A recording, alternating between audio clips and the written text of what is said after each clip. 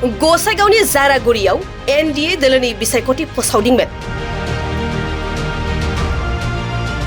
Kokrajhar बियाबाव NDA दोलोनि बिजाथि जयन्त बसुमतारीखौ देरहासार खालामनो थाखाय इउपिपिएल आरो बिजेपि दोलोनि मावथिफोरखौ गोख्रोंनिफ्राय गोख्रोंसिन खामानि मावनायखौ नुनो मोननाय जादों।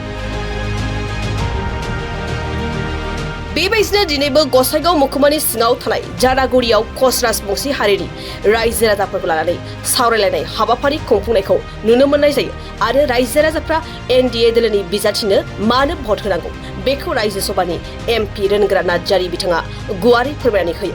बे हाबाफारियाव रोनगोरा नार्जारी बिथांजों लोगोसे जिरन बसुमतारी बिटिआरनि मावफुं सोद्रोमा रेवरेवा नार्जारी मिरु इउपिपिएल दोलोनि नेतानि समनाथ नार्जारी बिथांमोनाबो बाहागो लायो। दिनै जारागुरियाव जमदुवार ओनसोलनि आरो गसाइगाव ओनसोलनि गासै राजबंशी सम्प्रदायखौ लानानै जों मोजां मोनसे सावरायनाय बेवहाय लादों। बेवहाय गोबां राजबंशीफोरनि संगठनफोरनि आरो बिनि दिथागिरिफोर गार्जेनफोर बेवहाय फैदों। खोब मोजां आरो जों जयैनो गोबां बाथ्राखौ जों सावरायबाय जे आथिखालाव जोंनि बिटिसि सरकार, आसाम सरकार आरो भारत सरकारा बे जोंनि बिटिसि ओनसोलाव रायजो राजाफोरनि जों मा उन्नयननि खामानि लादों, मावनो जों मा मावनो थांगासिनो दङ आरो फैबाय थानाय समाव जों जनगोष्ठी समस्याफोरखौ जों बोरै मावलांनो नागिरदों बिनि बागै जों मोनसे खुला-खुलि मोनसे आल'सना जों खालामदों। बे आल'सनाया खोब मोजाङानो जाबाय, बयबो बेवहाय बाहागो लादों आरो एबारनि जि मोनसे थासारि फैगौ बिसायख'थियाव जे जयन्त बसुमतारी बिथाङा जि देरहागोन बे बाथ्राया एखेबारे साबसिननिफ्राय हामसिन जाबोदों। आरो मोनफ्रोमबो जाथि जनगोष्ठीया दिनैहाय 35 लाख जनसाधारननि गेजेरावहाय गोबां जाथि जनगोष्ठी दङ। बे जनगोष्ठीफ्रा बयबो दिनै राजबंशीयानो जा, बेंगलियानो जा, मुस्लिमानो जा, राभायानो जा, गार'आनो जा, आदिबासियानो जा, जि जनगोष्ठीफोर दं बे जनगोष्ठीफ्रा पार्ट बयबो जोंनि दलजों जोंनि सरकारजों रायलायबाय थादों आरो बयबो गोजोननाय फोरमायदों। दिनै जों सान्थि मोनबाय आरो बे सान्थिखौ जों लाखिबाय थानांगोन आरो जौगानायनि थाखाय जि सरकारा दिनै मावगासिनो दङ नरेन्द्र मदि बिथांनि दैदेननायाव, आसामनि chief minister doctor Himanta Biswa Sharma बिथांनि दैदेननायाव, बिटिसिनि चिफ प्रमद बर' बिथांनि दैदेननायाव बे गासै थासारिखौ बयबो मोजां मोनदों आरो बिनि थाखायनो जोंनो भट होनानै देरहाहोनायनि बाथ्राखौ बिथांमोना फोरमायदों। बेरेखा दोला मोनसे बाथ्रा फोरमायदों सार, माने एनडिए दोलनि बिजाथिनो बर'फ्रा माने भट होनाय नङा होननानै माने बेथ' आरो मा खोथा बेलाय नोङो बिपिएफआ अबस्थायानो गैला गावसोरो, बे ओरैनो खुगानिल' बाथ्रा जागोन। बे जोङो मोनथाम हान्जा बेवहाय लोगो जादों, इउपिपिएल, बिजेपि आरो एजिपि। बे मोनथाम हान्जानि भटआ ज' जाबानो बिपिएफआ एखेबारे आथिं खाथियाव थाहैयो। बे बाथ्राया रोखा, बेखौ नुखानानै बिसोरो ओंखायनो बायदिसिना बांसावबाय थादों। बे जेबो बाथ्रा नङा, बिसोरो मा बुंबाय थादों।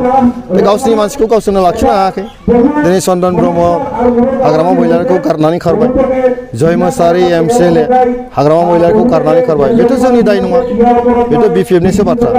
दिनै बनसुनि दैदेनगिरिफ्रा फैनानै एरायबोजोब्बाय, दिनै बिएसएफनि दैदेनगिरिफ्रा एरायनानै फैजोब्बाय। सामफ्रामबो बबेबा नङा बबेबा बिपिएफनि दैदेनगिरि साधारन रायजो राजाफ्राबो दिनैहाय हाग्रामाखौ गारनानै खारबोजोब्बाय। थ' फिक्साराथ' स्पस्ट'।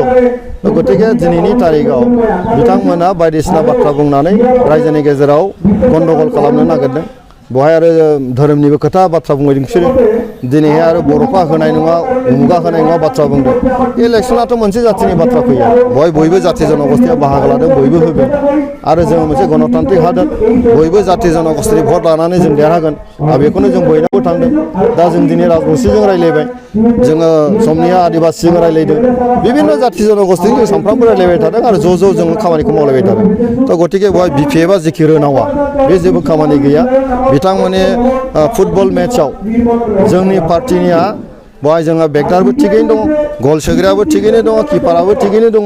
खिन्थु बिपिएफनि फारसेथिंजाय बिसोरनाव गल किपारबो गैला, बेगदारबो मोजां नङा, गल सोग्राबो गैला बिसोरनाव। थ' गतिके एबारनि फुटबल मेचआव जोंनि फारसेनिफ्राय जों हानायमानि गलखौ जों बिपिएफनि फारसे जों सोगोन आरो बिपिएफआ दिनैहाय जिर' जायगोन। गुबैयै क'क्राझार बेबस्थाजों कन्टेस्ट जागोन। कन्टेस्टआथ' बबेबा नङा मोनसे माने मा होनो बेखौ राजनिति हान्जाया फैगोन। बेवहाय बिपिएफबो फैनो हागौ, कंग्रेसबो फैनो हागौ, सोरबा फैनो हागौ। खिन्थु बेसेबां भट मोनगोन? दिनै माने 14,70,000सो दङ। बेवहाय जुदि 80% पल जायोबा 12 लाखसो भट जागोन। बेहाय जों होनदों मा जों 8 लाख जों भट लागोन। दा 8 लाखनि उनावहाय बेसेबां थागोन 3 लाख 4 लाख थागोन दा 3 लाख 4 लाखखौ सोर बेसेबां रानलायना बेसेबां मोनो बिथांमोननि खोथा गतिके माने 2 नाम्बार 3 नाम्बार सोयो बेखौ बुंनांगौ मुस्किल एनडिए 8 लाख मोनगोन जों 8 लाख लानो आरामसे दारा